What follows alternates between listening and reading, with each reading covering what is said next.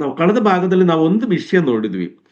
ಕೊನೆ ಕಾಲದಲ್ಲಿ ಏನಾಗುತ್ತೆ ಅಂತ ಹೇಳಿದ್ರೆ, ನಾವು ಆತ್ಮೀಕವಾಗಿರೋ ನಮ್ಮ ವಿಷಯಗಳಲ್ಲಿ ಒಂದು ಸ್ಪಿರಿಚುವಲ್ ಡಿಸೆಪ್ಷನ್ ಅಂದ್ರೆ ಬಿದ್ದು, ಆತ್ಮೀಯ ವಿಷಯದಲ್ಲಿ, ದೇವರ ವಿಷಯದಲ್ಲಿ, ದೇವರ ವಾಕ್ಯದ ವಿಷಯದಲ್ಲಿ ಬಿದ್ದು ಹೋಗದಂತ ಒಂದು ಅವಸ್ಥೆ.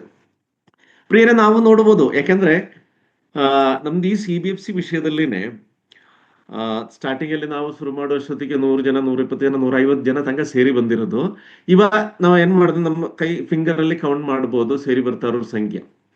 ಏನಂತ ಹೇಳಿದ್ರೆ, ಇದು ಒಂದು ರೀತಿಯಲ್ಲಿ ಸಿಂಪ್ಟಮ್ ಅಂತ ಹೇಳ್ಬೋದು. ಹಲವಾರು ನಾನು ಬೇರೆ ಯಾವುದು ಇಂಟೆನ್ಷನಲ್ ಹೇಳ್ತಾ ಇಲ್ಲ, ಇದು ಈ ರೀತಿಯಲ್ಲಿ. ಯಾಕಂದ್ರೆ ಕೊನೆ ಕಾಲದಲ್ಲಿ ದೇವರ ಕಡೆಗೆ ತಿರುಗುವವರು, ದೇವರ ಮೇಲೆ ಆಸಕ್ತಿ ತೋರಿಸುವವರು, ಅಂತ ವ್ಯಕ್ತಿಗಳನ್ನೇ ಬಿದ್ದು ಹೋಗುವಂತ ಸಿಚುವೇಶನ್. ಸಾಧಾರಣ ಹೊರಗಡೆ ಇದ್ದಿರೋದು ವಿಜಾತಿಯರು ಹೇಳುವಂತ ಕಾರ್ಯಗಳಲ್ಲ, ವಿಶ್ವಾಸಿಗಳ ಮಧ್ಯದಲ್ಲಿನೇ ರಕ್ಷಣೆ ಹೊಂದಿ ದೀಕ್ಷಾ ಸ್ನಾನ ತಗೊಂಡು ದೇವರ ವಾಕ್ಯದ ಅಡಿಯಲ್ಲಿ ಜೀವಿಸುವಂತ ವ್ಯಕ್ತಿಗಳ ಮಧ್ಯದಲ್ಲಿನೇ ಈ ಕೊನೆ ಕಾಲದಲ್ಲಿ ಕೆಲವೊಂದು ವಿಷಯಗಳು ಬರ್ತಾ ಇರೋದು. ಈ ಸ್ಪಿರಿಚುವಲ್ ಡಿಸೆಪ್ಷನ್ ಅಂತ ಹೇಳುವ, ಈ ಆತ್ಮಿಕವಾಗಿ ಬಿದ್ದು ಹೋಗದಂತ ವಿಷಯ ಹೇಳುವ ಅಂತ ಹೇಳಿದ್ರೆ, ಒಂದು, ನಾವು ಹೆಸರಿಗೆ ಕ್ರೈಸ್ತರು, ದೀಕ್ಷಾಸ್ನಾನ ತಗೊಂಡಿದ್ರೆ, ರಕ್ಷಣೆ ಹೊಂದಿದ್ರೆ, ಪವಿತ್ರಾತ್ಮ ಕೃಪಾವರವನ್ನು ನಮ್ಮಲ್ಲಿ ಇರುವಾಗ ಏನಾಗುತ್ತೆ, ಕೆಲವೊಂದು ಸಂದರ್ಭಗಳಲ್ಲಿ, ಕೆಲವೊಂದು ಸಮಯದಲ್ಲಿ ನಮಗೆ ಏನಾಗುತ್ತೆ ಅಂತ ಹೇಳಿದ್ರೆ, ಈ ತುಂಬಾ ಹೊಟ್ಟೆ ತುಂಬಾ ಊಟ ಮಾಡಿರೋ ಒಂದು ವ್ಯಕ್ತಿಗೆ ಏನಾಗುತ್ತೆ ಹೇಳಿ, ಹೊಟ್ಟೆ ಹಸು ಒಂಚೂರು ಇರಲ್ಲ. ಅದು ಏನಾಗುತ್ತೆ ಅಂತ ಹೇಳಿದ್ರೆ, ಅವರಿಗೆ ಸಾಕು ಬಿಡಿ, ನನಗೆ ಹೊಟ್ಟೆ ತುಂಬಿದೆ, ಇನ್ನು ನೆಕ್ಸ್ಟ್ ಹೊಟ್ಟೆ ಹಸಿವಾಗ ನೋಡೋಣ ಅಂತ ಒಂದು ಭಾವನೆ ಬರುತ್ತೆ. ಓಕೆ, ಶಾರೀರಿಕವಾಗಿದ್ರೆ. ಬಟ್ ಪ್ರಿಯರೇ, ಆತ್ಮೀಕ ವಿಷಯದಲ್ಲಿ ನಮಗೇನಾದ್ರೂ ಒಂದು ನೆಸೆಸಿಟಿ ಬರಲಿ, ನಮಗೆ ಬೇಡ್ಕೊಳ್ಳಿಕ್ಕೆ ಏನಾದ್ರೂ ಒಂದು ಕಾರಣ ಬೇಕಾಗತ್ತೆ, ಇಲ್ಲಾಂದ್ರೆ ಸಂಕಟ, ದುಃಖ, ದುರಂತ, ರೋಗಗಳು ಇದು ಬರುವಾಗ ಅಲ್ಲ, ಈ ಹೊಟ್ಟೆಗೆ ಅನ್ನ ಹಾಕತ್ತರ ನಾವು ದೇವರ ಕಡೆ ತಿರುಗಬೇಕಾಗಿದೆ. ದೇವರ ಕಡೆ ತಿರುಗಬೇಕಂತ ಹೇಳಿದ್ರೆ, ಈಚ್ ಆ್ಯಂಡ್ ಎವರಿ ವಿಶ್ವಾಸಿ ಆಗಿದ್ರೆ ನಮ್ಮ ಪ್ರತಿಯೊಂದು ಗಳಿಗೆದಲ್ಲಿ, ಪ್ರತಿಯೊಂದು ನಿಮಿಷದಲ್ಲಿ ದೇವರ ಕಡೆಗೆ, ದೇವರ ವಿಚಾರದಲ್ಲಿ, ದೇವರ ಧ್ಯಾನದಲ್ಲಿ, ದೇವರ ವಾಕ್ಯದ ಅಡಿಯಲ್ಲಿ ನಡೆಯುವಂಥದ್ದು ವಿಶ್ವಾಸಿಯ ವಿಷಯ. ಇದು ಏನಾಗುತ್ತೆ, ಸ್ಪಿರಿಚುವಲ್ ಡಿಸೆಪ್ಷನ್ಗೆ ನಮ್ಮನ್ನ ತಳ್ಳಲ್ಲ, ಅದರ ಬಿದ್ದು ಹೋಗಕ್ಕೆ. ಮುಖ್ಯವಾಗಿ ಸ್ಪಿರಿಚುವಲ್ ಡಿಸೆಪ್ಷನ್ ಅಂತ ಹೇಳುವಾಗ, ಈ ಸೈತಾನನ ಕಾರ್ಯಗಳು, ಪ್ರಾಪಂಚಿಕವಾಗಿರೋದಂಥ ವಿಷಯಗಳ ಕಡೆಗೆ ಗಮನವಿಡೋದಂಥ ಕಾರ್ಯಗಳು. ಕ್ರೈಸ್ತರು, ನಮಗೆ ಬೇಕಾಗಿರೋದೆಲ್ಲ ದೇವರು ಕೊಟ್ಟಿದ್ದಾರೆ, ಮಕ್ಕಳು, ಆಯುಸ್ಸು, ಆರೋಗ್ಯ, ಸಮಾಧಾನ, ಸಂತೋಷ, ಮಕ್ಕಳಿಗೆಲ್ಲ ಕೆಲಸ ಆಯ್ತು, ಅವ್ರ ಮದುವೆ ಆಯ್ತು, ಮಕ್ಕಳಾಯ್ತು, ಎಲ್ಲ ಸೆಟ್ಲ್. ಇಡೀ ನಮ್ಮ ಜೀವನದಲ್ಲಿ ಇನ್ನೂ ಯಾವುದು ಸೆಟ್ಲ್ ಆಗ್ಲಿಕ್ಕಿಲ್ಲ. ಹಂಗಿರುವಾಗ ಸ್ವಲ್ಪ ಒಂದು ಏನಂತ ಹೇಳೋದು, ಎರಡು ಮನಸ್ಸುಳ್ಳವರಾಗಿ, ದೇವರು ನಮಗೆ ಇಲ್ಲಷ್ಟೆಲ್ಲ ಕೊಟ್ಟಿದ್ದಾರೆ, ಓಕೆ ಸಾಕು, ಇನ್ನು ಸುಮ್ಮನೆ ಯಾಕೆ ಬೇಡ್ಕೊ, ಇಲ್ಲಾಂದ್ರೆ ನಾವು ಪ್ರಾರ್ಥನೆ ಮಾಡಿ ಸ್ತುತಿಸಿ ದೇವರಿಗೆ ತೊಂದರೆ ಕೊಡೋದು ಅಂತ. ನಮಗೇನು ಟೈಮ್ ಇಲ್ಲ ಈಗ. ಮುಂಚೆಲ್ಲ ತುಂಬಾ ಟೈಮ್ ಇತ್ತು ನಮಗೆ. ನಿಮಗೆಲ್ಲ ಕೊರೋನಾ ಟೈಮಲ್ಲಿ ನಮಗೆ ಎಲ್ಲರಿಗೂ ಬೇಕಾದಷ್ಟು ಟೈಮ್ ಇತ್ತು. ಕೊರೋನಾ ಹೋಯ್ತು, ಎಲ್ಲದನ್ನ ದೇವರ ಮನೆಯೆಲ್ಲ ಕಾಪಾಡಿ ಆಯುಷು ಆರೋಗ್ಯ ಕೊಟ್ಟಾದ್ಮೇಲೆ, ಈ ಆಯುಷು ಆರೋಗ್ಯ ಕೊಟ್ಟ ದೇವ್ರ ಕಡೆ ತಿರುಗೋದ್ರಲ್ಲಿ ನಾವೇನ್ ಮಾಡಿದೆ, ಪ್ರಾಪಂಚಿಕವಾಗಿ ನಾವು ಸಂಪಾದನೆ ಮಾಡೋದ್ರ ಬಗ್ಗೆ, ಇಲ್ಲಾಂದ್ರೆ ನಮ್ದು ಪ್ರಾಪಂಚಿಕವಾಗಿ ಎಷ್ಟೋ ಹಲವಾರು ವಿಷಯಗಳು, ಅದ್ರ ಕಡೆ ತಿರುಗುವಾಗ ಏನಾಗುತ್ತೆ ಅಂತ ಹೇಳಿದ್ರೆ, ಒಂದಲ್ಲಾದ್ರೂ ಒಂದು ರೋಗ, ಒಂದಲ್ಲಾದ್ರೂ ಬೇರೆ ಯಾವ್ದಾದ್ರು ಒಂದು ವಿಷಯದಲ್ಲಿ, ಆವಾಗ ಪ್ರಪಂಚದ ಎಲ್ಲಾ ಕಡೆನೂ ಬಂದಿದೆ ಅಂತ ಹೇಳಿದ್ರೆ, ಈವಾಗ ನಮ್ಮ ಕುಟುಂಬದಲ್ಲಿ, ನಮ್ಮ ಸಮಾಜದಲ್ಲಿ, ಸಭೆಯಲ್ಲಿ ಇದೇ ತರ ಕಾರ್ಯಗಳು ನಡೀತಾ ಇದೆ. ಯಾಕೆ ಅಂತ ಹೇಳಿದ್ರೆ, ಈ ಸ್ಪಿರಿಚುವಲ್ ಡಿಸೆಪ್ಷನ್, ನಮಗೆ ಎಲ್ಲ ವಿಷಯ ಗೊತ್ತು, ದೇವ್ರ ಮೇಲೆ ನಂಬಿಕೆ ಇದೆ, ಅದು ದೇವರ ಅಡಿಯಲ್ಲಿ ಜೀವಿಸ್ಬೇಕು, ದೇವ್ರ ವಾಕ್ಯ ಅನುಸಾರವಾಗಿ ಜೀವಿಸ್ಬೇಕು, ಇದೆಲ್ಲ ಗೊತ್ತಿದ್ರು ಕೂಡ ಎಲ್ಲೋ ಒಂದ್ ಕಡೆ ಆಫ್ ಮೈಂಡ್ ಆಗಿ, ನೋಡೋಣ ಆಮೇಲೆ ಮಾಡೋಣ, ಇಲ್ಲ ಈ ಕೊಟ್ಟ, ಇಲ್ಲಾಂದ್ರೆ ನೆಕ್ಸ್ಟ್ ನಾಳೆ ಜಾಯಿನ್ ಆಗಿದ್ರೆ ಆಯ್ತು, ಇವತ್ತು ಇದು ಈ ಕೆಲಸ ಮಾಡೋ, ಈ ರೀತಿಯಲ್ಲಿ ಒಂದು ಉದಾಸೀನದ ಮನಸ್ಸಲ್ಲಿ ಈ ಡಿಸೆಪ್ಷನ್ ಅಂತ ಹೇಳುವಾಗ ಯಾವ್ದು ವಿಷಯ, ಒಂದು, ಯೇಸು ಕ್ರಿಸ್ತನಿಂದ ನಾವು ದೂರ ಹೋಗ್ತಾ ಇಲ್ಲ, ನಾವೆಲ್ಲ ಸರಿಯಾಗಿ ಇದನ್ನ ಆರಾಧನೆ ಬಾಕಿ ವಿಷಯದಲ್ಲಿ ಯಾವುದರಲ್ಲಿನೂ ನಮಗೆ ಪ್ರಾಬ್ಲಮ್ ಇಲ್ಲ. ಆದ್ರೆ ಒಳಗಡೆ ಹೃದಯದಲ್ಲಿ ಆ ಮುಖ್ಯ ಸ್ಥಾನ ಹೊಂದಿರೋದಲ್ಲಿ ಸ್ವಲ್ಪ ಚೇಂಜಸ್ ಆಗುತ್ತೆ, ಸ್ವಲ್ಪ ಆ ಕಡೆ ಅದು ನಾವು ಕ್ರೈಸ್ತರು. ಎಸ್, ಸ್ಪಿರಿಚುವಲ್ ಡಿಸೆಪ್ಷನ್ ಅಂದ್ರೆ ಆತ್ಮಿಕ ವಂಚನೆ. ಎಕ್ಸಾಕ್ಟ್ಲಿ, ನನಗೆ ಯಾವ ವರ್ಡ್ ಸಿಕ್ಲಿಲ್ಲ, ಥ್ಯಾಂಕ್ ಯು. ಈಗ ನಮ್ಮನ್ನೇ ನಾವೇ ವಂಚನೆ ಮಾಡುವಂತ ಯಾವ ರೀತಿಯಲ್ಲಿ ಇರುತ್ತೆ ಹೇಳಿ. ಈಗ ಫಾರ್ ಎಕ್ಸಾಂಪಲ್ ನಾವೆಲ್ಲ ಹೇಳ್ತೀವಿ, ಪವಿತ್ರಾತ್ಮನ ನಮ್ಮ ಗರ್ಭಗುಡಿಯ ನಮ್ಮ ಹೃದಯದಲ್ಲಿರುವಾಗ, ಎಕ್ಸಾಕ್ಟ್ಲಿ ಸೈಮನ್ ಬ್ರದರ್ ಹೇಳಿದೆ, ಈ ಒಳಗಡೆ ಇರುವಂತ ಆತ್ಮನನ್ನ ವಂಚಿಸುವಂತ ವಿಷಯ, ಅವರಿಗೆ ಮೋಸ ಮಾಡೋದಂತ ವಿಷಯ, ಅದು ಯಾವುದು ಹೇಳಿ. ಎಲ್ಲಾ ತಿಳಿದಿದ್ರು, ಎಲ್ಲಾ ನಮಗೆ ಅರ್ಥವಾಗಿದ್ರು, ವಿಶ್ವಾಸದಲ್ಲಿ, ನಂಬಿಕೆಯಲ್ಲಿ, ಸಭಾವಿಷಯದಲ್ಲಿ, ಎಲ್ಲಾದ್ರಲ್ಲೂ ಇದ್ರು ಕೂಡ ಮನಸ್ಸೊಳಗಡೆ ಎಲ್ಲೋ ಒಂದ್ ಕಡೆ ಒಂದ್ ಸ್ವಲ್ಪ ಹಿಂಚಾರಿ ಹೋಗುವಂಥದ್ದು, ಆ ಒಂದು ನಿಮ್ಗೆ ಏನಂತ ಹೇಳುದು, ಆ ಒಂದು ಇಂಟ್ರೆಸ್ಟ್ ಕಂಪ್ಲೀಟ್ ಆಗಿರೋದು ಇಂಟ್ರೆಸ್ಟ್. ಯಾಕಂದ್ರೆ ದೇವರು ನಮಗೆ ಎಲ್ಲ ಒದಗಿಸಿ ಕೊಟ್ಟಿದ್ದಾರೆ, ನಮ್ಮ ಜೀವನದಲ್ಲಿ ಸಂಕಟ ಇಲ್ಲ, ಅಸಮಾಧಾನ ಇಲ್ಲ, ಅಸಂತೃಪ್ತಿ ಇಲ್ಲ, ಎಲ್ಲಾದ್ರೂ ಸರಿಯಾಗಿರುವಾಗ ನಮಗೇನೇನು ಮತ್ತೆ ನಮಗೆ ನಿದ್ರೆ ಬರೋದು ಜಾಸ್ತಿ ಆಗುತ್ತೆ. ಆ ಸಂದರ್ಭದಲ್ಲಿ ಅವಾಗ ಪ್ರಾರ್ಥನೆ ಮಾಡೋದಿಲ್ಲ. ಎಲ್ಲಾದ್ರೂ ದೊಡ್ಡದೊಂದು ನೋವಿದೆ, ಸಂಕಟ ಇದೆ, ರೋಗ ಇರುವಾಗ ನಿದ್ರೆ ಬರೋಲ್ಲ. ಇಡೀ ನಿದ್ರೆ ಮಾಡಿದ್ರು ಕೂಡ ನನ್ನ ದೇವರೇ ನನ್ನ ದೇವರೇ ಎಂದ ಮನಸ್ಸು ಕೂಗ್ತಾ ಇರುತ್ತೆ. ಇಲ್ಲಿ ನಾನು ಹೇಳಿದ ಆಗ್ಲೇ ಪ್ರಕಾರ ಆರಾಧನೆಗಳಿಂದ, ಪ್ರಾರ್ಥನಾ ಸಮಯಗಳಿಂದ, ಪ್ರಾರ್ಥನಾ ಕೂಟಗಳಿಂದ, ದೇವರ ವಾಕ್ಯ ಓದದ ವಿಷಯದಲ್ಲಿ ಕೂಡ ಏನಾಗುತ್ತೆ ಅಂತ ಹೇಳಿದ್ರೆ ಒಂದು ಉದಾಸೀನದ ಮನಸ್ಸು ಬರುತ್ತೆ. ಇದು ಕೊನೆ ಕಾಲದಲ್ಲಿ ವಿಶ್ವಾಸಿಗಳ ಮಧ್ಯದಲ್ಲಿ ಈ ಎರಡು ಮನಸ್ಸುಗಳು ಇಲ್ಲಾದ್ರೆ ಆ ರೀತಿಯಲ್ಲಿ ಬರ್ಲಿಕ್ಕೆ ಸಾಧ್ಯತೆ ಇದೆ ಅಂತ ಹೇಳ್ತಾ ಇರೋದು. ಆದ್ರೆ ದೇವರ ವಾಕ್ಯದಲ್ಲಿ ಕೊನೆ ಕಾಲ ಬರುವಾಗ ದಿ ಎಂಡ್ ಟೈಮ್ ಅದರ ಸಿಂಪ್ಟಮ್ಸ್ನು ಇದೇ ತರ ತೋರಿಸುತ್ತೆ. ಈಗ ನಮ್ಮ ಜೀವನದಲ್ಲಿ ಆಗುವಂತ ವಿಷಯಗಳು ಅಷ್ಟೇ ಅಲ್ಲ, ಕೊನೆ ಕಾಲದಲ್ಲಿ ಇದು ಬರಲೇಬೇಕು ಅಂತ ಉದ್ದೇಶದಲ್ಲಿ ಬರುತ್ತೆ. ಮುಖ್ಯವಾಗಿ ದೇವರ ವಾಕ್ಯದಲ್ಲಿ, ಪವಿತ್ರಾತ್ಮನ ವಿಷಯದಲ್ಲಿ ಇನ್ನೊಂದೇನಾದ್ರು ಅಂದ್ರೆ ಒಂಥರ ಐಸೋಲೇಷನ್. ಆಗ್ಲೇ ಹೇಳಿದ ಆತ್ಮನ ವಂಚನೆ ಮಾಡುವಂತ ವಿಷಯ ಅಂತ ಹೇಳಿದ್ರೆ, ನಮ್ದು ಈ ದೇವರ ವಿಷಯದಲ್ಲಿ, ದೇವರ ವಾಕ್ಯದಲ್ಲಿ, ಆತ್ಮೀಯ ಕಾರ್ಯಗಳಲ್ಲಿ ನಾವೊಂದು ಐಸೋಲೇಟೆಡ್ ಮೈಂಡ್ ಆಗಿ ಏನ್ ಮಾಡಬೇಕೋ ಬೇಡವೋ ಏನೋ ಅಂತ ಹೇಳಿ ಈ ತರ ಎರಡು ಮೈಂಡ್ ಅಲ್ಲಿ ಇರುವಾಗ, ಇಲ್ಲಿ ನೋಡಿ ನಮಗೆ ಮುಖ್ಯವಾಗಿ ಇದರಲ್ಲಿ ಒಂದು 4-5 ವಿಷಯ ಅನ್ನೋದು ಹೇಳಿದ್ರೆ ಪೂರ್ತಿ ಹೇಳಲಿಕ್ಕೆ ನನಗೆ ಸಮಯ ಸಾಕಾಗಲ್ಲ. ಒಂದು 4-5 ವಿಷಯ ನಾವು ನೋಡೋಣ. ಇದು ಮತ್ತಾಯನ ಬರೆದ ಸುವಾರ್ತೆ 24ನೇ ಅಧ್ಯಾಯ 24ರಿಂದ 28 ತನಕ ಒಂದ್ಸರಿ ಓದ್ಕೊಳ್ಳೋಣ. ಮತ್ತಾಯನ ಬರೆದ ಸುವಾರ್ತೆ 24ನೇ ಅಧ್ಯಾಯ 24ರಿಂದ 28 ತನಕ.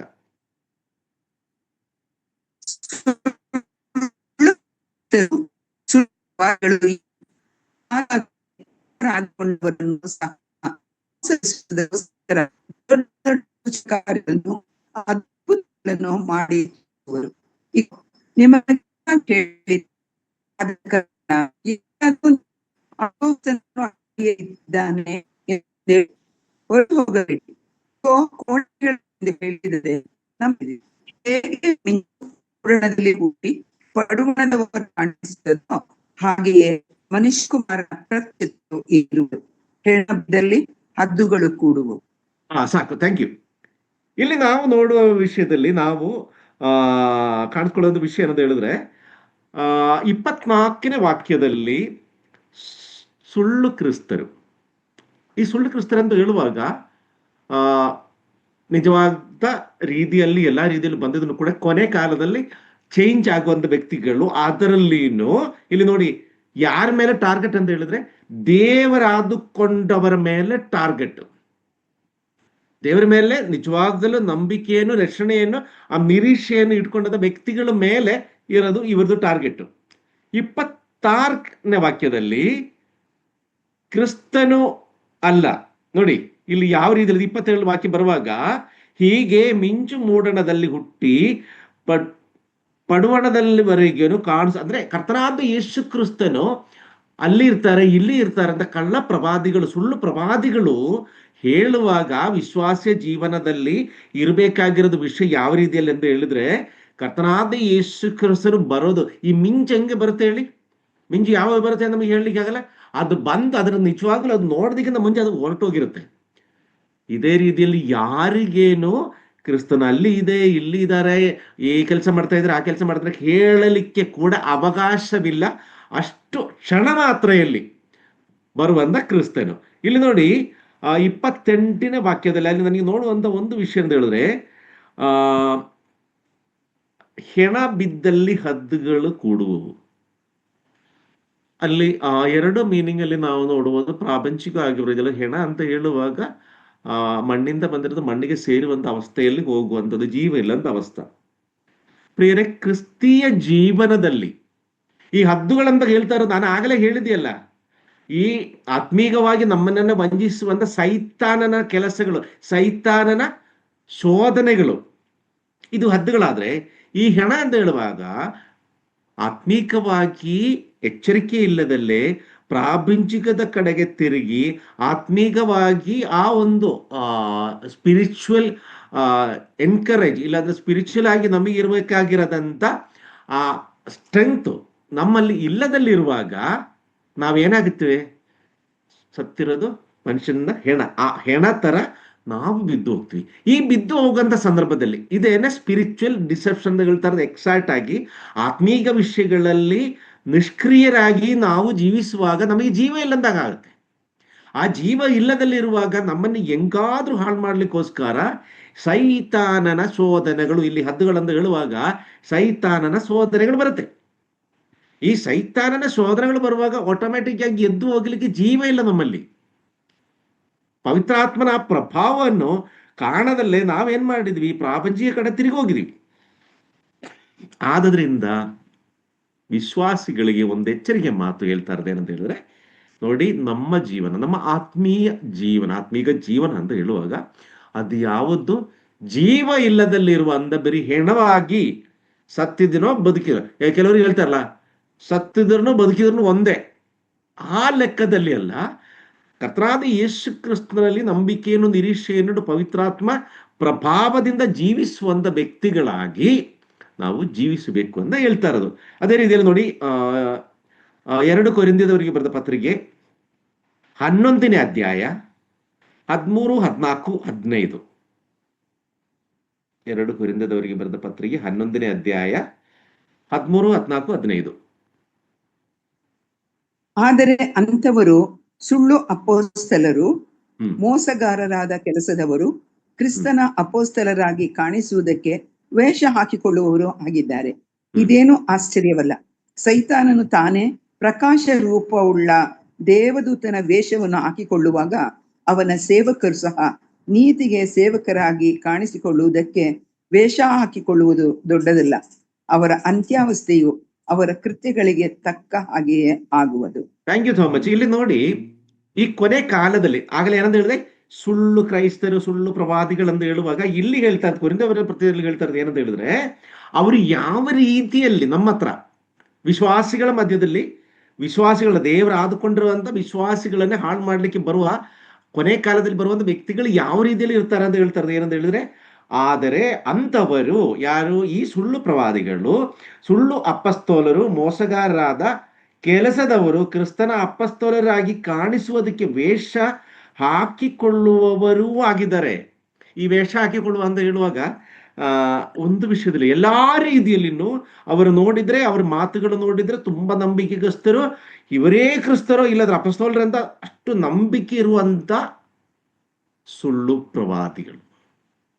ಇದೆಲ್ಲ ನಾನು ಏನಕ್ಕೆ ಹೇಳ್ತಾರ ಅಂತ ಹೇಳಿದ್ರೆ, ಕೊನೆ ವಾಕ್ಯದಲ್ಲಿ ಹೇಳ್ತೀವಿ ನಾವು ಹೆಂಗೆ ಇವರನ್ನ ತಿಳ್ಕೊಳ್ಳೋದು, ಇಲ್ಲ ಯಾವ ರೀತಿಯಲ್ಲಿ ಅರ್ಥ ಮಾಡ್ಕೊಳ್ಳೋದು, ಇದು ಯಾವ ರೀತಿಯಲ್ಲಿ ಎಂತ ಒಳ್ಳೆ ಆತ್ಮನ ಕೆಟ್ಟ ಆತ್ಮನ ಅಂತ ಹೇಳು. 14ನೇ ವಾಕ್ಯದಲ್ಲಿ ನೋಡಿ, ಇದೇನು ಆಶ್ಚರ್ಯವಲ್ಲ, ಯಾಕೆಂದ್ರೆ ಇವರು ಈ ರೀತಿಯಲ್ಲಿ ಬರೋದು ಆಶ್ಚರ್ಯವಲ್ಲ.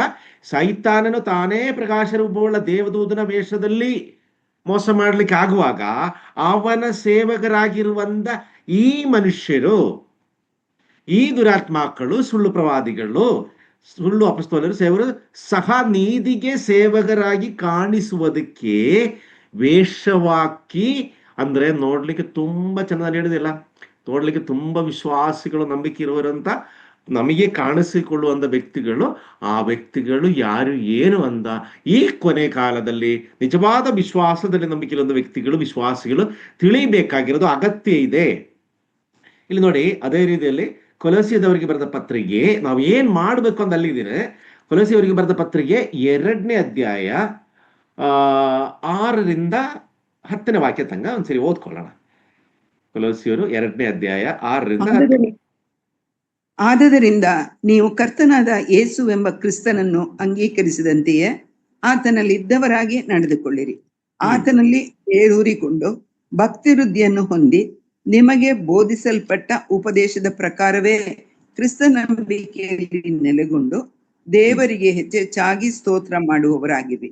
ಕ್ರಿಸ್ತನನ್ನು ಅನುಸರಿಸದೆ ಮನುಷ್ಯರ ಸಂಪ್ರದಾಯಗಳನ್ನು, ಪ್ರಾಪಂಚಿಕ ಬಾಲಬೋಧೆಯನ್ನು ಅನುಸರಿಸುವವರು ನಿಮ್ಮಲ್ಲಿ ಬಂದು ಮೋಸವಾದ ನಿರರ್ಥಕ ತತ್ವಜ್ಞಾನ ಬೋಧನೆಯಿಂದ ನಿಮ್ಮ ಮನಸ್ಸನ್ನು ಕೆಡಿಸಿ ನಿಮ್ಮನ್ನು ವಶ ಮಾಡಿಕೊಂಡಾರು. ಎಚ್ಚರಿಕೆಯಾಗಿರ್ರಿ. ಕ್ರಿಸ್ತನಲ್ಲಿಯೇ ದೇವರ ಸರ್ವ ಸಂಪೂರ್ಣತೆಯು ಅವತರಿಸಿ ವಾಸ ಮಾಡುತ್ತದೆ ಮತ್ತು ನೀವು ಆತನಲ್ಲಿ ಇದ್ದುಕೊಂಡೇ ಪರಿಪೂರ್ಣತೆಯನ್ನು ಹೊಂದಿದವರಾಗಿದ್ದೀರಿ. ಸಾಕು, ಥ್ಯಾಂಕ್ ಯು. ಇಲ್ಲಿ ನೋಡಿ, ಕೊಲೋಸಿಯವರಿಗೆ ಬರೆದ ಪತ್ರ ಇಲ್ಲಿ ಕೇಳುವಂತ ಒಂದು ಒಳ್ಳೆ ವಿಷಯ ಅಂತ ಹೇಳಿದ್ರೆ, ಇಲ್ಲಿ ನಾವು ವಿಶ್ವಾಸಿಗಳಾಗಿರುವಂತ ನಾವು ಯಾವ ರೀತಿಯಲ್ಲಿ, ಹೇಗೆ ನಮ್ಮ ಜೀವನದಲ್ಲಿ ಈ ತರ ಹಲವಾರು ಶೋಧನೆಗಳು ಬರುತ್ತೆ, ನಮಗೇನು ಬರುತ್ತೆ ಇದೇ ತರ. ಯಾಕೆ, ಏನಕ್ಕೆ ಇರ್ಬೇಕು, ಹೆಂಗಿರ್ಬೇಕು, ಇನ್ನು ಕರ್ತನೇನು ಇನ್ನು ಬರ್ತೀನಿ ಬರ್ತೀನಿ ಅಂತ ಹೇಳ್ತಾ ಇದ್ದಾರೆ. ಯಾವ ಬರ್ತೋ ಏನೋ ಅಂತ ಗೊತ್ತಿಲ್ಲ. ನಾನಂದು ಬದುಕಿರುವ ಬರಲ್ಲ ಅಂತ ಕಾಣಿಸ್ತಾ ಇದೆ. ಅದರಿಂದ ನಾನು ಇಷ್ಟ ಬಂದಂಗ ಜೀವಿಸೋಣ. ಅವಾಗ ದೀಕ್ಷಾ ಸ್ನಾನ ಸಮಯದಲ್ಲಿ ನಾವು ಹೇಳಿರೋದು ವಿಶ್ವಾಸಗಳು, ನಮ್ಮಲ್ಲಿ ಬಂದಿರೋ ನಂಬಿಕೆಗಳು, ನಿರೀಕ್ಷೆಗಳೆಲ್ಲ ಒಂದ್ ಸೈಡ್ಗೆ, ನಾನು ಹೇಳಿದೆಲ್ಲ ಒಂದ್ ಸೈಡ್ ಅಲ್ಲಿ ಬೇಕೋ ಬೇಡ ಎರಡು ಮನಸ್ಸಿರುವಂತ ವ್ಯಕ್ತಿಗಳು, ಸ್ವಲ್ಪ ತಣ್ಣಾಗಿರುವಂತ ವಿಷಯ ಇಲ್ಲಿ. ಆದದರಿಂದ ಪ್ರಿಯರೇ, ನೀವು ಕರ್ತನಾದ ಯೇಸುವೆಂಬ ಕ್ರಿಸ್ತನನ್ನು ಅಂಗೀಕರಿಸಿದಂತೆಯೇ ಆತನಲ್ಲಿದ್ದವರಾಗಿ, ಆ ದೀಕ್ಷಾಸ್ನಾನ ತಗೊಳ್ಳುವಾಗ ರಕ್ಷಣೆ ನಾವು ಹೆಂಗೆ ಅಂಗೀಕರಿಸಿದೆ, ಅದೇ ರೀತಿಯಲ್ಲಿ ನಮ್ಮಲ್ಲಿ ಏನಾದ್ರೂ ಕೊರತೆ ಆಗಿದ್ರೆ, ಎಲ್ಲಾದ್ರೂ ಚೇಂಜಸ್ ಆಗಿದ್ರೆ, ಎಲ್ಲಾದ್ರೂ ಆತ್ಮೀಕ ವಿಷಯದಲ್ಲಿ ಬಿದ್ದು ಹೋಗಂತ ಸ್ಟೇಜಲ್ಲಿ ಇದ್ರೆ, ಪ್ರಾಪಂಚಿಕ ವಿಷಯ ಕಡೆಗೆ ನಮ್ದು ಏನಾದ್ರೂ ಹೆಚ್ಚಾಗಿ ಕಣ್ಣಿದ್ರೆ ಏನ್ ಮಾಡ್ಬೇಕಂದೇಳಿ, ಆತನಲ್ಲಿದ್ದವರಾಗಿ ನಡೆದುಕೊಳ್ಳಿರಿ. ಆತನಲ್ಲಿದ್ದವರಾಗಿ ಅಂದ್ರೆ ಆತನ ಇದ್ದವರಂತ ಹೇಳುವಾಗ ಆತನ ಹೇಳಿದ ಎಲ್ಲಾ ವಾಕ್ಯದ ಅಡಿಯಲ್ಲಿ, ವಾಕ್ಯದ ಅನುಸಾರವಾಗಿ ನೀವು ಜೀವಿಸಬೇಕು. ಅವಾಗ ನಿಮಗೆ ಈ ಆತ್ಮೀಕವಾಗಿರೋದು ವಿಷಯ. ಇನ್ನೊಂದೇನಂದೇಳಿ, ಆತನಲ್ಲಿ ಬೇರೂರಿಕೊಂಡು. ನೋಡಿ, ನಿನ್ನೆ ಮೊನ್ನೆ ಯಾರೋ ಒಬ್ರು ಹೇಳ್ತಾ ಇದ್ರು, ಈ ಚೈನೀಸ್ ಬಾಂಬು ಅಂತ ಹೇಳ್ತಾ ಇರೋದು ಯಾವುದೋ ಒಂದು ವಿಷಯ. ಅದು 5 ವರ್ಷ ಬಿತ್ತನೆ ಬೀಜ ಹಾಕಿಬಿಟ್ಟು 5 ವರ್ಷ ಮಣ್ಣೊಳಗಿರುತ್ತೆ ಅಂತೆ. 5 ವರ್ಷದಾಗ ಒಂದು ಚಿಗುರನ್ನು ಬರಲ್ಲ. ಅದನ್ನು ಬೇಕಾಗಿರೋದು ಗೊಬ್ಬರ ಏನು ನೀರನ್ನೆಲ್ಲ ಕೊಡ್ಬೇಕಂತೆ. ಅದ್ರ 5ನೇ ವರ್ಷದ ಹುಟ್ಟುತ್ತೆ. 5ನೇ ವರ್ಷ ಹುಟ್ಟಾದ್ಮೇಲೆ 3 ತಿಂಗಳಿಂದ 4 ತಿಂಗಳಲ್ಲಿ 27 ಮೀಟರ್ ಹೈಟ್ಗೆ ಬೆಳೀತಿದ್ದು. ಈ 27 ಮೀಟರ್ ಬೆಳೆಯಲಿಕ್ಕೋಸ್ಕರ ಅಷ್ಟು ವರ್ಷ ಈ ಭೂಮಿಯೊಳಗೆ ಇರಬೇಕಿತ್ತು ಅಂತ ಹೇಳ್ತಾ ಇರೋದು. ಅದೇ ತರ ನೋಡಿ ಪ್ರಿಯರೇ, ಇಲ್ಲಿ ಆತನಲ್ಲಿ ಬೇರೂರಿಕೊಂಡು ಆ 4 ವರ್ಷ ಆ ಬೀಜ ಯಾವ ರೀತಿಯಲ್ಲಿ ಮಣ್ಣಲ್ಲಿ ಕೆಳಗಡೆ ಅದ್ರದ್ದು ಬೇರನ್ನೆಲ್ಲ ಹರಡಿ ಎಲ್ಲ ಇದು ಮಾಡಿಕೊಂಡು ಬೆಳೆಯಲಿಕ್ಕೆ ಅದು ಹೇಗೆ ಪ್ರಿಪೇರ್, ಅದೇ ರೀತಿಯಲ್ಲಿ ವಿಶ್ವಾಸಿಗಳ ಮಧ್ಯದಲ್ಲಿನೂ ನಾವು ಆ ಪರಲೋಕ ನಿರೀಕ್ಷೆಯಲ್ಲಿರುವ ಕರ್ತನಾದ ಯೇಸು ಕ್ರಿಸ್ತನ 2ನೇ ಬರೋಣದ ನಿರೀಕ್ಷೆಯಲ್ಲಿರುವಂತ ವ್ಯಕ್ತಿಗಳಾಗಿ, ವಿಶ್ವಾಸಿಗಳಾಗಿರುವಾಗ ಏನಾಗಬೇಕು, ಈ ಭೂಮಿಯಲ್ಲಿ ಜೀವಿಸುವಂತ ಕಾಲವಷ್ಟನ್ನು, ಆ ಕಾಲವೆಲ್ಲವನ್ನು ಈ ವಿಶ್ವಾಸದ ಬೇರು ಅದು ಎಲ್ಲಿ, ಕ್ರಿಸ್ತನಲ್ಲಿ, ಕರ್ತನಾದ ಯೇಸು ಕ್ರಿಸ್ತನ ಹೇಳಿದ ವಿಷಯಗಳಲ್ಲಿ ಬೇರೂರಿಕೊಂಡು ಭಕ್ತಿ ವೃದ್ಧಿಯನ್ನು ಹೊಂದಿ, ದೇವರಲ್ಲಿ ಭಯಭಕ್ತಿಯಿಂದ ನಿಮಗೆ ಬೋಧಿಸಲ್ಪಟ್ಟ ಉಪದೇಶದ ಪ್ರಕಾರವೇ, ದೇವರ ವಾಕ್ಯದ ಪ್ರಕಾರವೇ ಕ್ರಿಸ್ತ ನಂಬಿಕೆಯಲ್ಲಿ, ನಿರೀಕ್ಷೆಯಲ್ಲಿ ನೆಲೆಗೊಂಡು ದೇವರಿಗೆ ಹೆಚ್ಚೆಚ್ಚಾಗಿ ಏನ್ ಮಾಡ್ಬೇಕು, ಸ್ತೋತ್ರ ಮಾಡಬೇಕು. ಪ್ರೇರಣೆ ನೋಡಿ, ನಮ್ಮ ಕರ್ತವ್ಯ ಬದುಕಿರೋ ಸಮಯದಲ್ಲಿ ದೇವರು ನಮಗೆ ಬೇಕಾಗಿರೋದೆಲ್ಲದನ್ನು ಕೊಟ್ಟಿದೆ ಅಂತ ಹೇಳಿ ನಮ್ಮ ಜೀವನದಲ್ಲಿ ಆತ್ಮೀಕವಾಗಿರುವಂತಹ ಪ್ರಕಾಶ ಪ್ರಭಾವವನ್ನು ಕೊರತೆ ಆಗಬಾರದು. ಅದು ಕೊರತೆ ಆಗಬಾರದು ಅಂತ ಹೇಳಿದ್ರೆ ನಮಗೆ ಕಷ್ಟ ಇಲ್ಲ, ನೋವಿಲ್ಲ, ಸಂಗಡ ಇಲ್ಲ, ಇದು ಯಾವುದು ಇಲ್ಲ ಅನ್ನೋದಕ್ಕಿಂತ ಹೆಚ್ಚಾಗಿ ದೇವರೇ ಇವತ್ತು ನಾನು ಬದುಕಿದ್ದೀನಲ್ಲ, ಇದು ಒಂದೇ ಒಂದು ಕಾರಣ ಸಾಕು ನಿನ್ನನ್ನು ಸ್ತುತಿಸಲಿಕ್ಕೆ ಅಂತ ಹೇಳಿ ಸದಾ ಕಾಲವನ್ನು ಈ ವಿಷಯಗಳೆಲ್ಲ ನೆನಪಿಸಿ ಹೆಚ್ಚೆಚ್ಚಾಗಿ ದೇವರಿಗೆ ಸ್ತೋತ್ರ ಮಾಡುತ್ತಾ ಜೀವಿಸಬೇಕು ಅಂತ ಹೇಳ್ತಾ ಇರೋದು. ಆ ವಿಶ್ವಾಸ ಜೀವನದಲ್ಲಿ ಏನಾಗುತ್ತೆ ಹೇಳಿ, ಯಾವತ್ತನ್ನು ಆತ್ಮೀಕವಾಗಿರೋದ್ರಿಂದ ಆ ವಂಚನೆ, ಆತ್ಮೀಕವಾಗಿರೋದ್ರಿಂದ ಆ ಡಿಸೆಪ್ಷನ್, ಆ ಬಿದ್ದು ಹೋಗುವಂತ ಅವಸ್ಥೆ ವಿಶ್ವಾಸಿಯ ಜೀವನದಲ್ಲಿ ಬರಲ್ಲ. ಸೈತಾನನಾಗಲಿ, ಸುಳ್ಳು ಪ್ರವಾದಿಗಳು ಯಾರ್ಯಾರು ನಮ್ಮ ಮುಂದೆ ಬಂದ್ರು, ಏನೇನು ಮಾಡಿದ್ರು ಕೂಡ ನಾವು ಯಾವತ್ತೂ ಬಿದ್ದು ಹೋಗಲ್ಲ.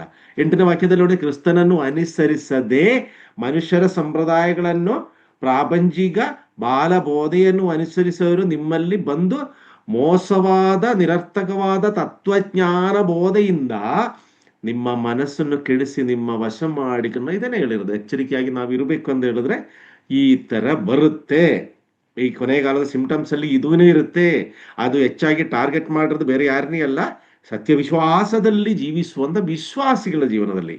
9ನೇ ವಾಕ್ಯದಲ್ಲಿ ಕ್ರಿಸ್ತನಲ್ಲಿಯೇ ದೇವರ ಸರ್ವ ಸಂಪೂರ್ಣತೆಯು, ಬೇರೆ ಎಲ್ಲೂ ಹುಡುಕ್ಬೇಕಾಗಿಲ್ಲ, ಎಲ್ಲೂ ಕಾಣಿಸಲ್ಲ, ಆ ಕ್ರಿಸ್ತನಲ್ಲಿನೇ ಸರ್ವ ಸಂಪೂರ್ಣತೆಯು ವಾಸ ಮಾಡುತ್ತಿರುವಾಗ ಮತ್ತು ನೀವು ಆತನಲ್ಲಿದ್ದುಕೊಂಡೇ ಪರಿಪೂರ್ಣತೆಯನ್ನು ಹೊಂದಿದವರಾಗಿದ್ದೀರಿ.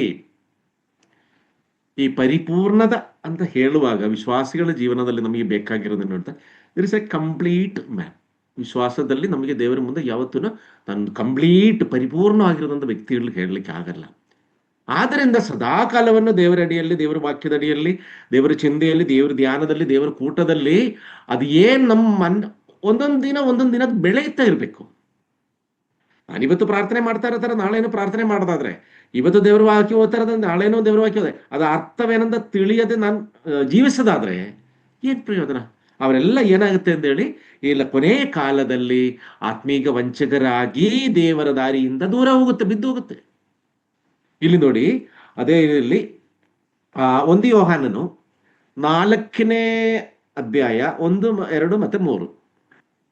1 ಯೋಹಾನನು 4ನೇ ಅಧ್ಯಾಯ 1ರಿಂದ 3. ಪ್ರಿಯರೇ, ಅನೇಕ ಮಂದಿ ಸುಳ್ಳು ಪ್ರವಾದಿಗಳು ಈ ಲೋಕದೊಳಗೆ ಬಂದಿರುವುದರಿಂದ ನೀವು ಆತ್ಮದ ಎಲ್ಲಾ ನುಡಿಗಳನ್ನು ನಂಬದೆ ಆಯಾ ನುಡಿಗಳು ದೇವರಿಂದ ಪ್ರೇರಿತವಾದವುಗಳೋ ಅಲ್ಲವೋ ಎಂದು ಅವುಗಳನ್ನು ಪರೀಕ್ಷಿಸಬೇಕು. ಪ್ರೇರೇಪಿಸುವಂತವನು ದೇವರ ಆತ್ಮನೇ ಎಂದು ತಿಳ್ಕೊಳ್ಳುವುದಕ್ಕೆ ಲಕ್ಷಣವೇನೆಂದರೆ, ಮನುಷ್ಯನಾಗಿ ಬಂದ ಯೇಸು ಕ್ರಿಸ್ತನನ್ನು ಒಪ್ಪಿಕೊಳ್ಳುವ ಆತ್ಮವು ದೇವರಿಂದ ಪ್ರೇರಿತವಾದದ್ದು. ಯೇಸುವನ್ನು ಒಪ್ಪದೇ ಇರುವ ಆತ್ಮವು ದೇವರಿಂದ ಪ್ರೇರಿತವಾದದ್ದಲ್ಲ, ಅದು ಕ್ರಿಸ್ತ ವಿರೋಧಿಯ ಆತ್ಮವಾಗಿದೆ. ಅದು ಬರುವುದೆಂಬುದನ್ನು ನೀವು ಕೇಳಿದ್ದೀರಲ್ಲ, ಈಗಲೂ ಲೋಕದಲ್ಲಿ ಅದೇ. Thank you.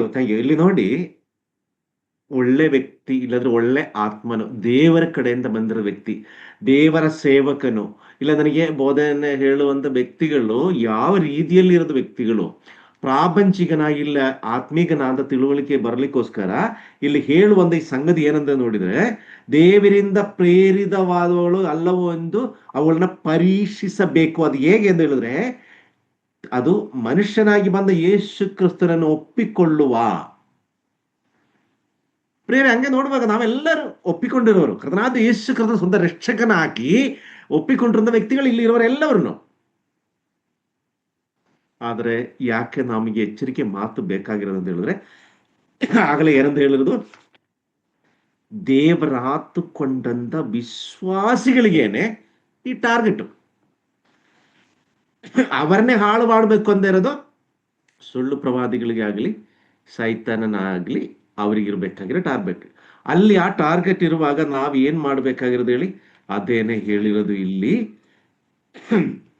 ಹೃದಯದಲ್ಲಿ ನಾವೆಲ್ಲ ನಂಬಿದೀವಿ, ಎಲ್ಲ ಹೃದಯದಲ್ಲಿ ಇದೆ. ಆದ್ರೆ ಅದರಿಂದ ನಮ್ಮ ಈ ಸ್ಪಿರಿಚುವಲ್ ಡಿಸೆಪ್ಷನ್ ಅಂತ ಹೇಳ್ತಾರದು ವಿಷಯ ಬರುವಾಗ, ಆ ಬಿದ್ದು ಹೋಗಂತ ಅವಸ್ಥೆ ಬರುವಾಗ, ನಂಬಿಕೆ ಕಡಿಮೆ ಆಗುವಾಗ, ನಿರೀಕ್ಷೆ ಕಮ್ಮಿ ಆಗುವಾಗ, ಈ ಸಮಯದಲ್ಲಿ ಎಲ್ಲ ಅದನ್ನ ಏನಾಗುತ್ತೆ ಅಂತ ಹೇಳಿದ್ರೆ, ಈ ವಿಶ್ವಾಸಿಗಳ ಮಧ್ಯದಲ್ಲಿನೇ ಈ ಘಟನೆ ಆಗುತ್ತೆ.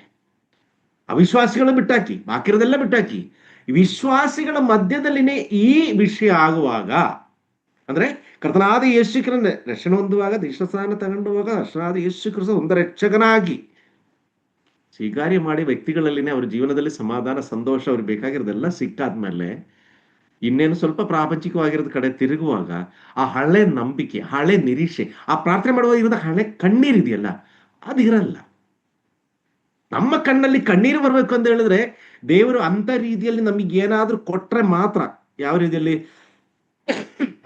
ದುಃಖ ದುರಿತ ನಮ್ಮ ಜೀವನದಲ್ಲಿ ರೋಗ ಬರುವಾಗ, ಬೇರೆ ಆಶ್ರಯ ಯಾವುದು ಇಲ್ಲದಲ್ಲೇ ಬರುವಾಗ, ದೇವರೇ ಕಣ್ಣೀರಿಟ್ಟು ಬೇಡ್ಕೊಳ್ತೀವಿ ನಾವು. ಆದ್ರೆ ಸಮಾಧಾನದಲ್ಲಿ, ಸಂತೋಷದಲ್ಲಿ, ಖುಷಿಯಾಗಿರುವಾಗ, ದೇವರೇ ನೀನ್ ಕೊಟ್ಟಿರೋದು ಈ ಮಹಾಭಾಗ್ಯಕ್ಕೋಸ್ಕರ, ಇನ್ನು ನಾನು ಬದುಕಿದ್ದೀನಿ, ನನ್ನ ಫ್ಯಾಮಿಲಿ ಬದುಕಿದ್ದೀನಿ, ನನ್ನ ಮಕ್ಕಳು ಬದುಕಿದ್ದೀನಿ, ತಂದೆ ತಾಯಿಗಳು ಎಷ್ಟು ಆರೋಗ್ಯವಾಗಿದ್ದೀನಿ ಅಂತ ಕಣ್ಣೀರು ಎಲ್ಲಾದ್ರೂ ಬೀಳುತ್ತೆ ಹೇಳಿ? ಕಣ್ಣೀರು ಬರಲ್ಲ. ಯಾಕೆ ಹೇಳಿ? ನಾವು ಸಂತೋಷದಲ್ಲಿ. ಪ್ರಿಯರಲ್ಲಿ ನೋಡಿ, ಯಾವ ಯೋಗ್ಯತೆಯಲ್ಲಿರೋ ನಮ್ಮನ್ನ ದೇವರು ಕರ್ತನಾದ ಯೇಸು ಕ್ರಿಸ್ತನು ಆ ಕಲ್ಯಾರಿ ಶಿಲುಬೆಯಲ್ಲಿ ಅಷ್ಟೊಂದು ನೋವು ಅನುಭವಿಸಿದೆ ಅಂತ ಹೇಳಿದ್ರೆ, ಅದು ನೆನೆಸ್ಕೊಳ್ಳುವಾಗ ಎಲ್ಲ ಸಮಯದಲ್ಲಿ ನಮ್ಮ ಕಣ್ಣಲ್ಲಿ ನೀರು ಬರಬೇಕು. ಯಾಕಂದ್ರೆ ಅಯೋಗ್ಯರು, ಪಾಪಿಗಳು. ಪವಿತ್ರಾತ್ಮನ ಕೃಪಾವರದಿಂದ ಈ ತಿಳುವಳಿಕೆ, ದೇವರ ವಾಕ್ಯವನ್ನು ನಮಗೆ ತಿಳುವಳಿಕೆ ಕೊಟ್ಟಾದ್ಮೇಲೇನು ಹಿಂಜಾರಿ ಹೋಗುವಂತ, ಒಂದು ಗೆಜ್ಜೆ ಆದ್ರೂ ಹಿಂದೆ ಹೋಗುವಂತ ಒಂದು ಕಾರ್ಯ. ಪ್ರಾಪಂಚಿಕವಾಗಿ ಹಲವಾರು ಘಟನೆಗಳಿರುತ್ತೆ, ಸೈತಾನ ಕಾರ್ಯಗಳಿರುತ್ತೆ.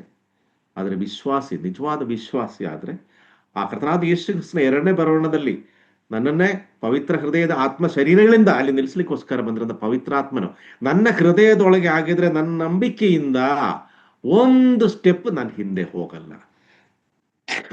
ಆ ಹಿಂದೆ ಹೋಗಿ ಪ್ರಾಪಂಚಿಕವಾಗಿರೋದು ಮುಳುಗೋದಕ್ಕಿಂತ ಹೆಚ್ಚಾಗಿ ನಾನು ಸಾಯೋದೇ ಒಳ್ಳೆಯದು. ದೇವರ ಹತ್ರ ನಮ್ಮ ಪ್ರಾರ್ಥನೆ ಏನಿರ್ಬೇಕಂದ್ರೆ, ದೇವರೇ ಅದಕ್ಕೆ ಅವಕಾಶ ಕೊಡ್ಬೇಕು. ನೋಡಿ, ಇದು ದೇವರ ವಾಕ್ಯ ಹೇಳ್ತಾ ಇರೋದೆಲ್ಲ ಬರುತ್ತೆ ಕೊನೆ ಕಾಲ. ದೇವರೇ ನನಗೆ ಅದಕ್ಕೆ ಅವಕಾಶ ಕೊಡಬಾರದು. ಅದಕ್ಕಿಂತ ಹೆಚ್ಚಾಗಿ ದೇವರೇ ನಿನ್ನ ಕಡೆಗೆ ನನ್ನನ್ನು ಸೇರಿಸ್ಕೊಳ್ಳಿ. ಪ್ರಿಯರೇ, ನಿಜವಾದ ವಿಶ್ವಾಸಿಗಳ ಜೀವನದಲ್ಲಿ ಅವರ ಪ್ರಾರ್ಥನೆ ಅತಿ ಹೆಚ್ಚಾಗಿ ಇರಬೇಕಾಗಿರೋ ವಿಷಯ ನೋಡಿ. ಇಲ್ಲಿ ಮೂರನೇ ವಾಕ್ಯದಲ್ಲಿ, ಯೇಸುವನ್ನು ಒಪ್ಪದೇ ಇರುವ ಆತ್ಮನು ದೇವರಿಂದ ಪ್ರೇರಿತವಾದದಲ್ಲ, ಅದು ಕ್ರಿಸ್ತನ ವಿರೋಧಿಯಾಗಿ ಆತ್ಮವಾಗಿರುವ. ನೋಡಿ, ಈ ಕೆಲವೊಂದು ದೀಕ್ಷಾಸ್ನಾನ ಸಂದರ್ಭದಲ್ಲಿ ಕೆಲವೊಂದು ಸಭೆಗಳಲ್ಲಿ ನೋಡಿದ್ದೇನೆ. ಹೇಗೆ ಅಂತ ಹೇಳಿದ್ರೆ, ಯಾರಾದ್ರೂ ಒಬ್ರು ದೀಕ್ಷಾಸ್ನಾನ ತಾಳ್ತಾನೆ ಅಂತ ಹೇಳುವಾಗ ಟೋಟಲ್ ಆಗಿ ಹಿರಿಯರು ಎಲ್ಲರಿಗಿನ ನೀವು ತಗೊಳ್ತೀರಾ, ನೀವು ತಗೊಳ್ತೀರಾ, ಇದು ತಗೊಳ್ತೀರಾ, ಹಿಂಗೆ ಏನಾಗುತ್ತೆ ಅಂತ ಹೇಳಿದ್ರೆ, ಅವಾಗ ದೀಕ್ಷಾ ಸ್ನಾನ 4 ಜನ 5 ಜನ 10 ತಗೊಂಡಿದೆ ಅಂತ ಒಂದು ಹೆಸರಿಗೆ ಬಿಟ್ರೆ, ಅವರೆಲ್ಲ ಮನೆಯಲ್ಲಿ ತಂದೆ ತಾಯಿಗಳದೇನೆ. ನೋಡಿ, ಆ ಮಗು ತಗೊಳ್ತಾ ಇದೆ, ನಿನಗೆ ತಗೊಂಡ್ರೆ ಏನಾಗುತ್ತೆ? ಇಲ್ಲ, ನನಗೀಗ ಬೇಡ, ನಾನು ನೆಕ್ಸ್ಟ್ ವರ್ಷ ತಗೊಳ್ತೇನೆ ಅಂತ ಹೇಳುವಾಗ ಸಮ್ಟೈಮ್ಸ್ ಏನೋ ಒಂದು ಇರ್ಬೇಕು ಅದಕ್ಕೆ ಅಡ್ಡವಾಗಿ. ಇಲ್ಲ, ಏನ್ ತೊಂದರೆ ಇಲ್ಲ, ಆರಾಮಾಗಿ ತಗೊಳ್ಳಿ, ಎಲ್ಲರೂ ತಗೊಳ್ತಾ ಇರುವಾಗ ನಿಮ್ಮ ಮಗಳು ಯಾಕೆ ತಗೊಂಡಿಲ್ಲ, ನಿಮ್ಮ ಮಗ ಯಾಕೆ ತಗೊಂಡಿಲ್ಲ, ಸುಮ್ಮನೆ ಹೇಳ್ತಾರೆ. ಈ ತರ ಮನಸ್ಸಲ್ಲಿ ನಾವೇ ಅನ್ಕೊಂಡಿರೋದು ಯಾವ್ದಾವುದೋ ವಿಷಯಗಳ ಹಿಂದೆ ಈ ಮಗು ದೀಕ್ಷಾಸ್ನಾನ ತಗೊಂಡ್ರೆ ನಿಜವಾದ ಆ ವ್ಯಕ್ತಿ ಆ ಹೃದಯದಲ್ಲಿ ಈ ಕರ್ತನಾದ ಯೇಸು ಕ್ರಿಸ್ತನ ರಕ್ಷಕನಾಗಿ ಆಯ್ಕೆ ಮಾಡ್ತಿದ್ದ ಬಾಯಲ್ಲಿ ಮಾತ್ರ ಬರೋದು, ಹೃದಯದಲ್ಲಿ ಯಾವತ್ತೂ ಬರಲ್ಲ. ಇಂಥ ವಿಶ್ವಾಸಗಳು ಬೆಳೀತಾ ಏನಾಗುತ್ತೆ ಹೇಳಿದ್ರೆ, ಪ್ರಾಪಂಚಿಕವಾಗಿರೋದ ಕಡೆ ಹೋಗುತ್ತೆ, ನಿಷ್ಕ್ರಿಯರಾಗುತ್ತೆ. ಆತ್ಮೀಯ ವಿಷಯದಲ್ಲಿ ಪವಿತ್ರಾತ್ಮನ ನಮಗೆ ಕೊಟ್ಟಿರೋದು ನಾವು ನಿಷ್ಕ್ರಿಯರಾಗಿರ್ಲಿಕ್ಕಲ್ಲ, ದೇವರ ಆಲಯದಲ್ಲಿ, ದೇವರ ಸಮಸ್ಯೆದಲ್ಲಿ, ದೇವರ ಎರಡನೇ ಬರೋಣದಲ್ಲಿ, ಭವನದಲ್ಲಿ, ಸಮಾಜದಲ್ಲಿ, ಸಭೆಯಲ್ಲಿ, ಎಲ್ಲ ಕಡೆನೂ ಆ ಒಳಗಡೆ ಇರುವಂತ ಪವಿತ್ರಾತ್ಮನಿಗೆ ಖುಷಿ ಆಗುವಂತ ರೀತಿಯಲ್ಲಿ, ಸಮಾಧಾನ ಆಗುವಂತ ರೀತಿಯಲ್ಲಿ, ಸಂತೋಷವಾಗುವಂತ ರೀತಿಯಲ್ಲಿ. ನಾನು ಹೇಳಿದ್ದೇನೆ, ಪವಿತ್ರಾತ್ಮನ ನಮಗೆ ಕೊಟ್ಟರು ಜಸ್ಟ್ ಲೈಕ್ CCTV ಕಮ್ಯುನಿಕೇಶನ್ ತರ ಪರಲೋಕದ ತಂದೆಗೆ ದೇವರಿಗೆ. ಇಲ್ಲಿ ಏನ್ ಗೊತ್ತಾಗುತ್ತೋ ಅದು ಅಲ್ಲಿನ ತಕ್ಷಣ ಗೊತ್ತಾಗ್ಬಿಡುತ್ತೆ. ಅದೇ ಕೇಳ್ತಾ ಇರೋದು, ನನಗೆ ಮರೆಯಾಗಿ ಪ್ರಪಂಚದಲ್ಲಿ ಯಾವುದೂ ಇಲ್ಲ ಅಂತ ದೇವರು ಹೇಳ್ತಾ ಇರೋದು. ಯಾಕಂದ್ರೆ ಇಲ್ಲಿ ಆ ಆತ್ಮನ ಇಲ್ಲಿ ಇರೋದು ಹೃದಯದಲ್ಲಿ. ಪ್ರಿಯರು ನೋಡಿ, ಇಲ್ಲಿ ಅದು ಯಾವ ರೀತಿಯಲ್ಲಿ ಅಂತ ಹೇಳಿದ್ರೆ, ಈ ಆತ್ಮ ಪ್ರೇರಿತವಲ್ಲದಲ್ಲೇ ಇರುವಂತ ಕಾರ್ಯಗಳು ಸಭೆಯಲ್ಲಿ, ಸಮಾಜದಲ್ಲಿ ಇರುವಾಗ ಏನಾಗುತ್ತೆ ಹೇಳಿ, ಸೈತಾನನಿಗೆ ಅವನ ಕೆಲಸ ಸ್ವಲ್ಪ ಈಸಿ ಆಗುತ್ತೆ. ವಿಶ್ವಾಸಿಗಳ ಮಧ್ಯದಲ್ಲಿ ಯಾವ ಕಾರಣದಲ್ಲಿ ಅದಾಗಬಾರ್ದು. 2 ತಿಮೋತಿಗೆ ಬರೆದ 2ನೇ ಪತ್ರಿಕೆ 4ನೇ ಅಧ್ಯಾಯ 5ನೇ ವಾಕ್ಯ.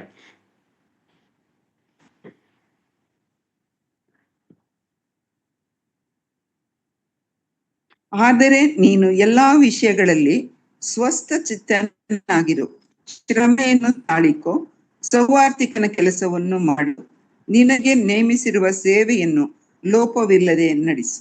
Thank you. ಇಲ್ಲಿ ನೋಡಿ, ವಿಶ್ವಾಸಿ ಜೀವನದಲ್ಲಿ ಅವರೆಲ್ಲಾದ್ರೂ ಒಂದು ಕೊರತೆ ಬರುತ್ತೆ, ಇಲ್ಲಾಂದ್ರೆ ಎಲ್ಲಾದ್ರೂ ಒಂದು ಕೊರತೆ ಅಂತಲ್ಲ, ಇದತ್ರ ಒಂದು ನಾನು ಆತ್ಮೀಕವಾಗಿ ನಿಷ್ಕ್ರಿಯವಾಗ್ತಾ ಇದೆ, ಇಲ್ಲಾಂದ್ರೆ ನಾನು ತಣ್ಣ ಆಗ್ತಾ ಇದೆ, ನನಗೆ ಏನನ್ನು ಮಾಡಬೇಕು ಅಂತ ಅನಿಸ್ತಾ ಇಲ್ಲ. ಮುಂಚೆ ಎಲ್ಲ ನನಗೆ ಸೇವೆ ಮಾಡಬೇಕು, ಏನೇನೋ ಮಾಡಬೇಕು ಅಂತ ಅನಿಸ್ತಾ ಇತ್ತು, ಈಗ ನನಗೆ ಅದು ಆ ಆಸಕ್ತಿ ಬರ್ತಾ ಇಲ್ಲ ಅಂತ ಬರುವಾಗ ದೇವರ ಹತ್ರ ಬೇಡ್ಕೊಂಡು ಮಾಡ್ಬೇಕಾದ ವಿಷಯದಲ್ಲಿ, ಆದ್ರೆ ನೀನೇನ್ ಮಾಡ್ಬೇಕು, ಎಲ್ಲಾ ವಿಷಯಗಳಲ್ಲಿ ಸ್ವಸ್ಥ ಚಿತ್ತನಾಗಿರು. ಯಾಕೆಂದ್ರೆ ದೇವರು ನಿನ್ನನ್ನು ಆಯ್ಕೆ ಮಾಡಿರೋದ್ರಿಂದ ನೀನ್ ಚಿಂತೆ ಮಾಡ್ಬೇಕಾಗಿಲ್ಲ, ಸ್ವಸ್ಥ ಚಿತ್ತನಾಗಿರೋ.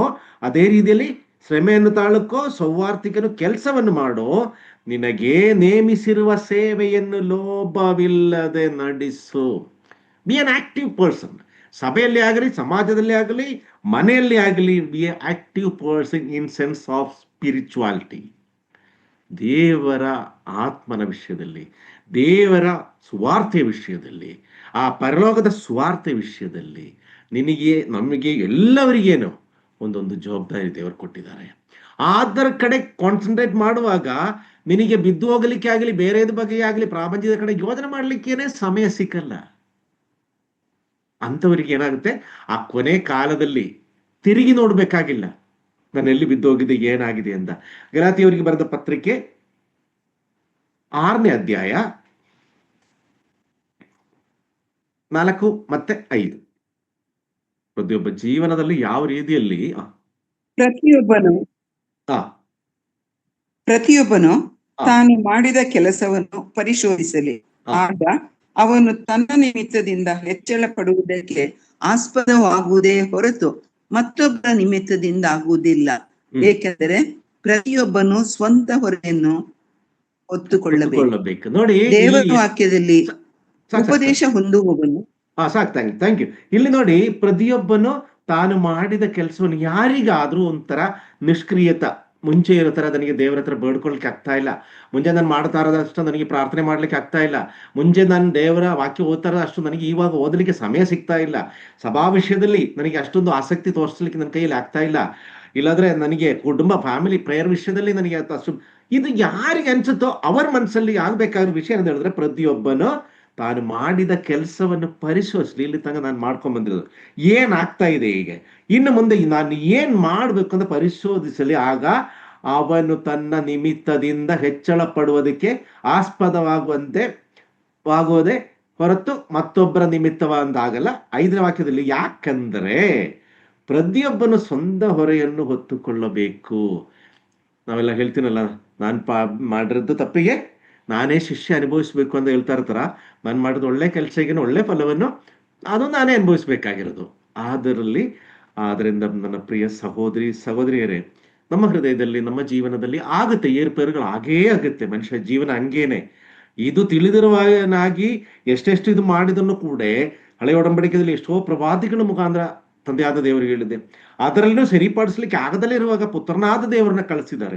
ಪುತ್ರನಾದ ದೇವರು ತನ್ನ ಶರೀರ ರಕ್ತವನ್ನು ಕೊಟ್ಟು ನಮ್ಮನ್ನೆಲ್ಲ ಕಾಪಾಡಾದ ಮೇಲೆ ಇನ್ನು ಈ ಮನುಷ್ಯರು ಬೆಲಹೀನರೆಂದ ತಿಳಿದಿರುವ ಕರ್ತನಾದ ಯೇಸು ಕ್ರಿಸ್ತನು ನಾನು ಹೋಗಿ ಅಲ್ಲಿಂದ ಇನ್ನೊಬ್ಬ ಸಹಾಯನ ಕಳಿಸೋ ತಂಗ ನೀವು ಈ ಜೆರುಸಲೇಮ್ ಬಿಟ್ಟು ನೀವೆಲ್ಲೂ ಹೋಗಬಾರದು ಅಂದಲ್ಲಿ ಶಿಷ್ಯರಿಗೆ ಅಪೊಸ್ತಲರಿಗೆ ಕೇಳಿ ಹೋಗಿ 10ನೇ ದಿವಸ ಅಲ್ಲಿಂದ ಪವಿತ್ರಾತ್ಮನ ಕಳಿಸ್ಕೊಟ್ಟು, ಪವಿತ್ರಾತ್ಮನ ಬಂದಾದ್ಮೇಲೆ ಆ ತಕ್ಕ ಸಮಯದಲ್ಲಿ ತಕ್ಕ ಕಾರ್ಯಗಳಲ್ಲಿ ಅವರು ದೇವರಾತ್ಮನಲ್ಲಿ ಪ್ರಸಂಗ ಮಾಡಲಿಕ್ಕೆ ಶುರು ಮಾಡಿ ಇಡೀ ಪ್ರಪಂಚದಲ್ಲಿ ಯಾವುದನ್ನೂ ಎದುರ್ಕೊಳ್ಳೋದಲ್ಲೇ ತಂದೆ ಆದ ದೇವರಲ್ಲಿ ಮಾತ್ರ ಹೆದರಿಕೆ ಉಳ್ಳವರಾಗಿ ದೇವರ ಸುವಾರ್ತೆಯನ್ನು ಸಾರಿರುವಂತ ಅಪೊಸ್ತಲರು.